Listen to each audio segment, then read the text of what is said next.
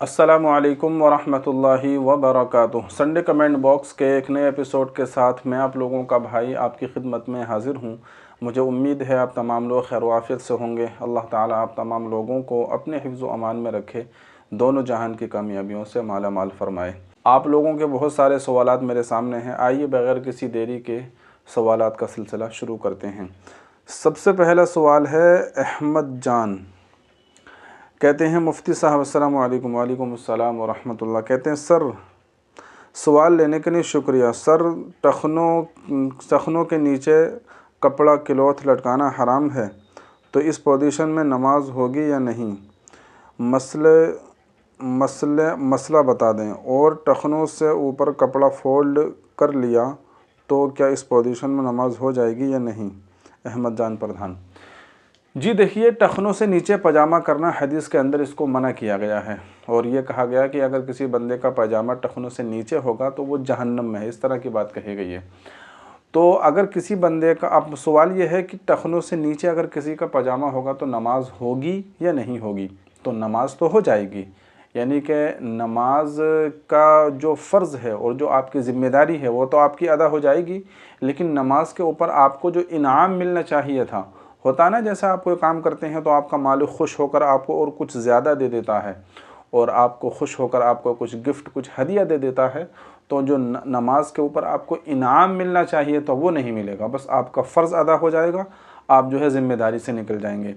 तो इस तरह से यानी कपड़े को, पैंट को, शलवार को टखनों से नीचे लटका कर नमाज़ पढ़ना ये मकरूह है। तो नमाज तो हो जाएगी लेकिन आपके सवाब के अंदर कमी आ जाएगी। और इसी तरीके से जो पैजामा, लुंगी या आपका जो भी पैंट वगैरह है, तो उसको हर वक्त अपनी 24 घंटे की ज़िंदगी में उसको टखनों से ऊपर रखना चाहिए। और अगर कभी कभार ऐसा हुआ कि वो नीचे चला गया तो फिर जिस वक्त आप नमाज़ पढ़ रहे हैं कम से कम उस वक्त तो उसको टखनों से ऊपर ही कर लेना चाहिए। बाद लोग ये कहते हैं कि उस वक्त ऊपर करने से क्या फ़ायदा, 24 घंटे आपका नीचे रहता है। तो ऐसी कोई बात नहीं है। जिस वक्त आप नमाज़ पढ़ें कम से कम उस वक्त तो ऊपर कर लें, तो आपकी कम से कम नमाज तो दुरुस्त हो जाएगी, नमाज आपकी सही हो जाएगी अगर आपने नमाज के वक्त उसको टखनों से ऊपर कर लिया। ठीक है, तो बेहतर तो यह है कि हर वक्त ऊपर रहें, लेकिन अगर हर वक्त ऊपर ना रहें, किसी वजह से वो नीचे चले जाएं, तो कम से कम नमाज के वक्त आपको देख लेना चाहिए, एक मरतबा गौर कर लेना चाहिए और अपने पजामे को, पैंट को या अपनी लुंगी को टखनों से ऊपर कर लेना चाहिए और फिर नमाज़ पढ़नी चाहिए। ठीक है। अच्छा, इसके बाद में हैं आसिफ़ा, कहते हैं अस्सलामु अलैकुम मुफ्ती साहब। वालेकुम अस्सलाम, कैसे हैं? जी अल्लाह का शुक्र मैं ठीक हूँ। कहते हैं मेरे दो सवाल हैं। नंबर 1, क्या बग़ैर वज़ू के कुरान पढ़ सकते हैं? नंबर 2, अगर हमारे पास सदक़ा करने के लिए पैसे ना हों तो सदक़े का सवाब कैसे हासिल करें?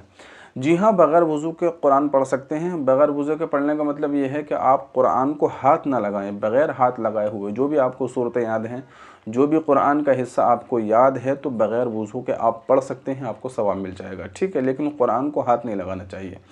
दूसरा सवाल किया है कि बग़ैर पैसा ख़र्च किए हुए अगर हमारे पास पैसा ना हो तो सदक़े का सवाब मिल सकता है? जी बिल्कुल मिल सकता है। जिन लोगों के पास रुपया पैसा नहीं है, तो सदक़ा करना सिर्फ़ पैसा ख़र्च करने का नाम नहीं है, बल्कि किसी से मुस्कुराकर बात कर लेना ये भी सदक़ा है। अपनी बीवी बच्चों पर जो आप ख़र्च करते हैं, ज़ाहिर है बीवी बच्चों पर तो हर कोई ख़र्च करता है। सुबह का नाश्ता है, दोपहर का खाना है, शाम का खाना है और कोई बच्चों की चीज़ लाना है, तो अपने बीवी बच्चों पर ख़र्च करना ये भी जो है सदक़ा है। किसी राह भटके हुए को, रास्ता भूले हुए को रास्ता बता देना ये भी सदक़ा है। किसी को दीन की बात बता देना ये भी सदक़ा है। किसी को अच्छी भलाई की बात बता देना ये भी सदक़ा है। किसी को पानी पिला देना ये भी सदक़ा है। तो सदक़े के बहुत सारे रास्ते हैं, जो भी भलाई के, खैर के काम हैं, सारे के सारे सदक़े में आते हैं। तो अगर आपके पास रुपया पैसा नहीं है तब भी कोई हर्ज की बात नहीं है, या अच्छे अच्छे भलाई के काम करके भी आप सदक़े का सवाब हासिल कर सकते हैं। ठीक है। इफ्तिखार आलम कहते हैं अस्सलामु अलैकुम वरहमतुल्लाह। वालेकुम अस्सलाम वरहमतुल्लाह। मुफ्ती साहब आप खैरियत? आपके इल्म में खूब अल्लाह ताला आपके इल्म में खूब बरकत अता फ़रमाए और आपकी उम्र में बरकत अता फ़रमाए, आमीन आमीन। बिलिश ऑफिशियल कहती है मेरा, अस्सलामु अलैकुम वरहमतुल्लाहि वबरकातुहू। वालेकुम अस्सलाम वरहमतुल्लाह। कहती है मेरा सवाल है, अगर इशा की नमाज़ 4 सुन्नत छोड़कर पूरी नमाज़ अदा कर ली, फिर दिल चाहा कि 4 सुन्नत जो मैंने छोड़ी हैं उसको पढ़ लूँ, तो क्या पढ़ सकती हूँ? प्लीज़ बताइए। जी देखिए, इशा से जो पहले की 4 सुन्नतें होती हैं, अगर वो आपकी छूट गई और आपने इशा की नमाज़ पढ़ ली, वितर पढ़ ली, सब कुछ पढ़ लिया, फिर उसके बाद में आप ये चाहें कि जो मेरी पहले की सुन्नत छूट गई है वो मैं पढ़ लूँ, तो जो पहले की सुन्नत छूटी हैं वो उन सुन्नतों की तो अदायगी नहीं होगी, लेकिन अगर आप पढ़ेंगे तो आपको नफिल का सवाब मिल जाएगा। ठीक है, तो जो पहले की सुन्नत छूटी हैं तो जो उस वक्त पढ़ने का सवाब मिलता नमाज से पहले, फ़र्ज़ों से पहले, वो सवाब आपको नहीं मिलेगा। वैसे ही अलग से जैसे हम नफिल पढ़ते हैं तो नफिल की नीयत से आप पढ़ लें, 4 पढ़ें, 6 पढ़ें, 8 पढ़ें, जितने चाहें पढ़ें, वो आपको सवाब मिल जाएगा। ठीक है, तो अगर कभी आपकी सुन्नत रह जाएं तो बेहतर ये है कि इशा की नमाज़ के बाद में आप जो है 2 रकात 4 रकात जो है तहज्जुद की नीयत से पढ़ लीजिए, तो तहज्जुद का भी आपको सवाब मिल जाएगा और जो है आपकी जो पहले की सुन्नतें छूटी हुई हैं उसकी भी तकरीबन भरपाई हो जाएगी। ठीक है, तो अगर कोशिश तो ये करें पहले की भी सुन्नतें पढ़ें और उसके बाद में 2-4 रकात तहज्जुद की नीयत से भी पढ़ लें। लेकिन अगर पहले की सुन्नतें छूट जाएं तो उस नीयत से ना पढ़ें, छोटी हुई नीयत से, बल्कि अलग से नफिल वगैरह या तहज्जुद की नीयत से आप पढ़ सकते हैं। ठीक है। शाहनवाज़ कहते हैं अगर दुआ कुनूत याद ना हो तो दुरूद शरीफ पढ़ सकते हैं? नहीं, दुरूद शरीफ नहीं, अगर दुआ कुनूत आपको याद नहीं है तो रब्बना आतिना पढ़ लीजिए, अल्लाहुम्मा अग़फ़िरली पढ़ लीजिए। ठीक है, और बाकी दुरूद शरीफ याद करने की कोशिश करते रहिए। शमी अख्तर कहती है अस्सलाम वालेकुम मुफ्ती साहब, अकेले नमाज़ पढ़ेंगे तो क्या इक़ामत भी कहेंगे या नहीं? जी हाँ, अगर फ़र्ज़ नमाज कोई शख्स पढ़ रहा है, कोई आदमी पढ़ रहा है और जमात से उसकी छूट गई है तो बेहतर ये है, यानी मुस्तहब है कि वो इक़ामत भी कह ले, तो ये अच्छी बात है। चाहे अकेला पढ़ रहा हो या 2-4 लोग मिलकर जमात कर रहे हों तो ज़ाहिर है इक़ामत कही जाएगी जब 2-4 लोग पढ़ रहे हैं। लेकिन अगर अकेला पढ़ रहा है तब भी जो है मुस्तहब है कि इक़ामत कह ले, अच्छी बात है, कह लेगा तो, नहीं कहेगा तब भी नमाज़ हो जाएगी। शाहनवाज़ कहते हैं मुफ्ती साहब आपका कितना साल में यूट्यूब पर इतना सब्सक्राइबर हुआ, प्लीज़ बताएं? जी काफ़ी दिन हो गए मुझे, तकरीबन 4-5 साल हो गए। ठीक है। इफ्तिखार आलम कहते हैं अस्सलाम वालेकुम व रहमतुल्लाहि व बरकातुहू, अल्हम्दुलिल्लाह जज़ाकल्लाह खैर मुफ्ती साहब, आप खैरियत से हैं? मेरे सवाल ज़रूर लीजिएगा। जी आपका सवाल ले लें। कहते हैं चचेरी फूफी से पर्दा ज़रूरी है? जी हाँ, चचेरी फूफी से आपको पर्दा करना होगा, ज़रूरी है। इक़ामत बैठ कर बोलना कैसा है? नहीं, इक़ामत बैठ कर बोलना जो है ये मकरूह है, बैठ कर नहीं बोलना चाहिए। यानी एक तो ये है कि कोई शख्स खड़े होकर नमाज़ पढ़ने पर कादिर है, फिर जो है इक़ामत बैठ कर कहे, तो ज़ाहिर है ये भी गलत बात है, ऐसा भी नहीं करना चाहिए। और एक ये है कि कोई माज़ूर शख्स बैठ कर नमाज़ पढ़ता है और दूसरे कुछ लोग हैं जो खड़े होकर नमाज़ पढ़ते हैं, तो फिर जो माज़ूर है उसको इक़ामत नहीं पढ़नी चाहिए, बल्कि जो खड़े हुए लोग हैं जो सही तरीक़े से खड़े होकर नमाज़ पढ़ते हैं उनको इक़ामत पढ़नी चाहिए। ठीक है, तो बैठ कर इक़ामत पढ़ना ये मकरूह है, पसंदीदा नहीं है। ठीक है। शाहनवाज़ कहते हैं जो लोग किसी का मजाक उड़ाते हैं उनके साथ क्या होगा आखिरत में? जो लोग बिला वजह किसी का मजाक उड़ाते हैं तो ज़ाहिर है आखिरत के अंदर भी उनका मजाक उड़ाया जाएगा। कुरान में है ना, अल्लाहु यस्तहज़िउ बिहिम व यमुद्दुहुम फ़ी तुग़यानिहिम यअमहून, के ये काफिर लोग और जो अल्लाह के नाफरमान हैं ईमान वालों का मजाक उड़ाते हैं। तो अल्लाह ने जवाब दिया कि अल्लाह तबारक व तआला ही उनका मजाक उड़ाता है और उनकी गुमराही में अल्लाह ताला उनको और ज़्यादा जो है बढ़ाता चला जाता है। ठीक है, तो बहरहाल जो मजाक उड़ाएगा, बिला वजह किसी को परेशान करेगा, तो क़यामत में उसका मजाक उड़ाया जाएगा और उसको जो है उसका बदला दिलवाया जाएगा और उसका गुनाह उसको होगा। ठीक है। फ़रदीन हसन कहते हैं मैं हाफिज़ हूँ और मैं कुरान को तर्जुमे के साथ पढ़ना चाहता हूँ और पूरे कुरान का तर्जुमा हिफ्ज़ करना चाहता हूँ, तो मैं ख़ुद कैसे पढ़ूँ, डिटेल में बताएं? जी आप हाफिज़ हैं, माशाल्लाह, बड़ी अच्छी बात है। तो इस सिलसिले में देखिए, किसी जो आपके करीब में कोई आलिम हो, तो कोई मदरसा हो या कोई आपके मस्जिद के इमाम हो, तो उनकी रहनुमाई में आप जो है थोड़ी बहुत अरबी ग्रामर सीख लीजिए। ठीक है, अरबी ग्रामर आप सीख लेंगे, फिर उसके बाद में तर्जुमा पढ़ेंगे तो आपको पढ़ने में अच्छा लगेगा और मज़ा आएगा। ठीक है। और अगर कोई आपके करीब में जो है कोई आलिम नहीं है तो मुफ्ती तारिक मसऊद साहब के चैनल पर जो कुरान के उनके दर्स वगैरह चलते हैं, तो उन्होंने बिल्कुल शुरुआत से जो है जो स्कूल कॉलेज के लड़के होते हैं उनको समझाया है, तो मोटे मोटे तरीक़े से उन्होंने ग्रामर समझा दी है। तो वहाँ पर आप जाकर आप सीख लें और फिर तर्जुमा पढ़ें तो आपको बहुत मज़ा आएगा। ठीक है, तो इस तरीके से आप कीजिए। शाहनवाज़ अख्तर कहते हैं क्या कोई लड़का हाथ में मेहंदी लगा सकता है? मेहंदी लगा तो सकता है, कोई अगर यानी कि बीमारी है, परेशानी है तो लगा सकता है, लेकिन बिला वजह शौकिया तौर पर और जो है फ़ैशन के तौर पर जो है नहीं लगानी चाहिए। मेहंदी वगैरह लगाना और ज़ेब व ज़ीनत इख्तियार करना ज़्यादातर ये औरतों के लिए होता, मर्द को मेहंदी नहीं लगानी चाहिए। पैर वगैरह में लगा ले या किसी और जगह किसी दवा की नीयत से लगा ले तो ठीक है, लेकिन ख़ूबसूरती की नीयत से हाथ में या पैरों में लगाना ये मर्द के लिए मुनासिब नहीं है और अच्छी बात नहीं है। ठीक है। कहते हैं अस्सलाम वालेकुम मुफ्ती साहब। वालेकुम अस्सलाम। अगर हिंदू लड़की मुस्लिम लड़के से शादी करने के लिए इस्लाम कबूल करे तो वो लड़की मुस्लिम का कहलाएगी?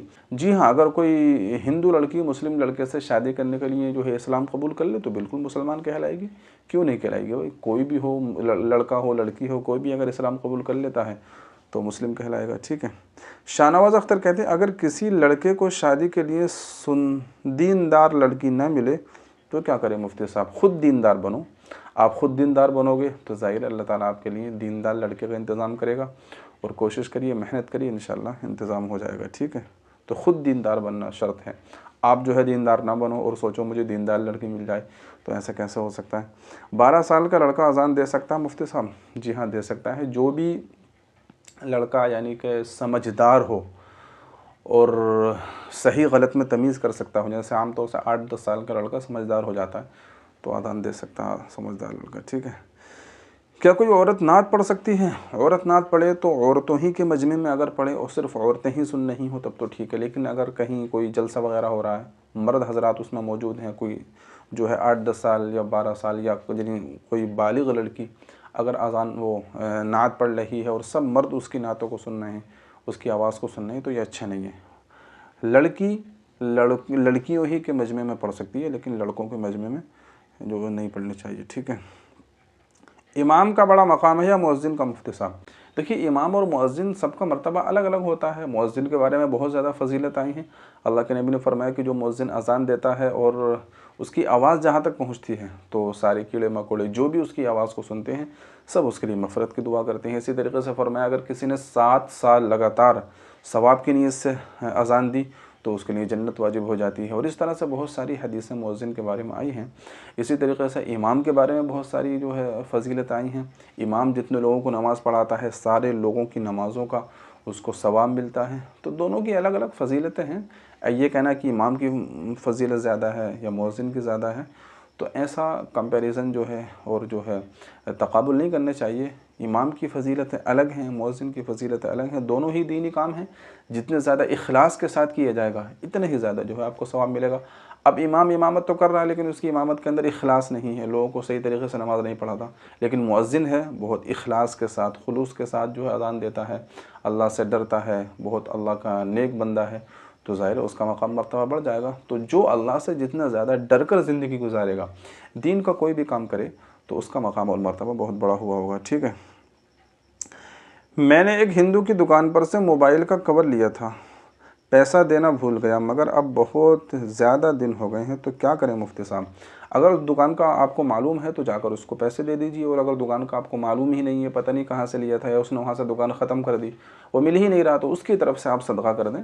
ठीक है। कवर लिया था आमतौर से 40-50 रुपये का होगा, कोई इतनी बड़ी रकम नहीं है, तो उसको आप सदका कर दें उसकी तरफ से, उसको उसका सवाब मिल जाएगा। संजय कुमार कहते हैं कोका कोला पीने का सुन्नत तरीक़ा क्या है? देखो भाई, ये मजाक बना रहे हैं सुन्नत का कि कोका कोला पीने का सुन्नत तरीक़ा क्या है। तो भाई गलत तरीक़ा है, मजाक मत बनाइए। आप मजाक बनाओगे क़यामत के दिन आपका मजाक बनेगा। ठीक है। तो खैर, गलत तरीक़ा है। मैं आपको यही कहना चाहूँगा कि आप जिस मज़हब पर अमल करते हो, जो आप करते हो, आपको मुबारक हो, लेकिन सुन्नत का इस तरीक़े से मजाक उड़ाना ये अच्छी बात नहीं है, गलत तरीक़ा है। शाहनवाज अख्तर कहते हैं अगर कोई कहे मैं वो काम नहीं करूँगा मगर दूसरा कहे ये काम करना है, ज़बरदस्ती करें तो वो काम कर ले, तो क्या झूठ में शामिल होगा मुफ्ती साहब?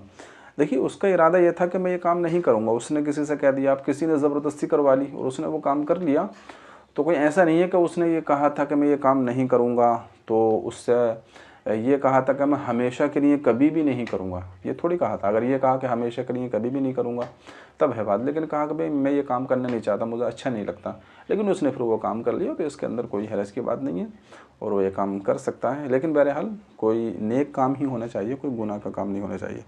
इसके बाद में है शहबाज मलिक कहते हैं अस्सलाम वालेकुम हज़रत, मेरा सवाल है हज़रत अलक़मा सहाबी थे तो उन्होंने अपनी माँ की नाफरमानी क्यों की? कुछ लोगों से सुना है कि अगर वो सहाबी हैं तो माँ की नाफरमानी नहीं कर सकते, अगर नाफरमानी करी तो वो सहाबी नहीं। इस वाक़े को मन घड़त बताते हैं, प्लीज़ रहनुमाई फ़रमाएँ, अल्लाह आपको दोनों जहान की आफ़ियत अता फ़रमाए। देखिए सहाबी हैं और उनसे गलती नहीं हो सकती, ऐसी कोई बात नहीं है। मासूम जो होते हैं वो अम्बिया होते हैं, नबी होते हैं, नबी से कोई गलती नहीं होती। और सहाबा जो होते हैं तो उनसे कुछ ना कुछ छोटी मोटी जो ऐसी गलती होती हैं हो जाती हैं। बहुत सारे सहाबा के इस तरह के किस्से जो है गुज़रे हैं, जैसा कि हातिब इब्ने अबी बल्ता हैं, उनसे एक थोड़ी सी लग़ज़िश हो गई थी। तो सहाबा से छोटी मोटी चूक जो है हो जाती है। अब जो हज़रत अलक़मा का जो वाक़या है, तो उनका वाक़या ये है कि जब उनके आखिरी वक्त था तो उनकी ज़बान पर कलमा जारी नहीं हो रहा था। तो अल्लाह के नबी ने पूछा कि भाई क्या मसला है, क्या हुआ? तो अल्लाह के नबी अलैहिस्सलातु वस्सलाम ने फिर मालूम किया कि इनकी वालिदा ज़िंदा हैं, इनके वालिदैन हैं। तो बताया गया कि हाँ, वालिद का तो इंतकाल हो गया लेकिन वालिदा ज़िंदा हैं। तो फिर वालिदा को बुलाया गया, वालिदा से मालूम किया गया क्या मसला है। तो पता चला कि वालिदा के नाफरमान थे। तो फिर वालिदा से कहा गया कि इनको जो है माफ़ कर दो। तो फिर वो बहुत लंबा वाक़या है। तो फिर उनकी वालिदा ने उनको माफ़ कर दिया था, फिर उनकी जो है ज़बान पर कलिमा जारी हो गया था। अब बहुत सारे लोग ये कहते हैं कि हज़रत अलक़मा अगर सहाबी थे तो उन्होंने अपनी वालिदा की नाफरमानी, अपने वालिदैन की नाफरमानी क्यों की? तो देखिए सबसे बड़ी बात यह है कि ये जो इस तरह की जो हदीस है और जो वाक़या बयान किया जाता है, तो हमारे उलमा इकराम ये फरमाते हैं कि ये वाक़या ही साबित नहीं है। यानी ये जो हदीस है इसको अल्लाह के नबी अलैहिस्सलातु वस्सलाम की तरफ मंसूब करना ही गलत है। और ये हदीस जो है बहुत ज़ईफ़ दर्जे की है, कमज़ोर दर्जे की है। इसको बयान ही नहीं करना चाहिए और ये कहना ही नहीं चाहिए कि अल्लाह के नबी अलैहिस्सलातु वस्सलाम ने ऐसा कुछ बयान फरमाया है या ऐसा कोई वाक़या हज़रत अलक़मा रज़ियल्लाहु ताला अन्हु का है। तो बस जब ये बात साबित हो गई कि ये हदीस ही नहीं है और ये वाक़या साबित ही नहीं है, तो ये कहना कि हज़रत अलक़मा रज़ियल्लाहु ताला अन्हु सहाबी थे, उनसे इतनी बड़ी गलती कैसे हुई, वालिदैन की नाफरमानी उन्होंने कैसे की, ये जो है फिर बात ही गलत है। ठीक है, तो बस सबसे बड़ी बात यह है कि यह वाक़या साबित ही नहीं है, लोगों ने वैसी जो है मनगढ़ंत है और लोगों ने वैसी अपने तरफ से बना लिया है। ठीक है, तो बहरहाल ये आज के कुछ सवाल थे, मैंने आप लोगों के सवाल के जवाब देने की कोशिश की है। अगर आपका सवाल आपको मिल गया है तो आप लोग कमेंट में बताइएगा ज़रूर, और एक दुआ ये जुमला ज़रूर लिखिएगा। और अगर आपका फिर से कोई सवाल है तो दोबारा से कमेंट कीजिए, इंशाअल्लाह आपके सवाल का आइंदा एपिसोड में जवाब दिया जाएगा। आप लोगों से दुआओं की गुजारिश है, दुआओं में याद रखिएगा ज़रूर। अस्सलामु अलैकुम व रहमतुल्लाह।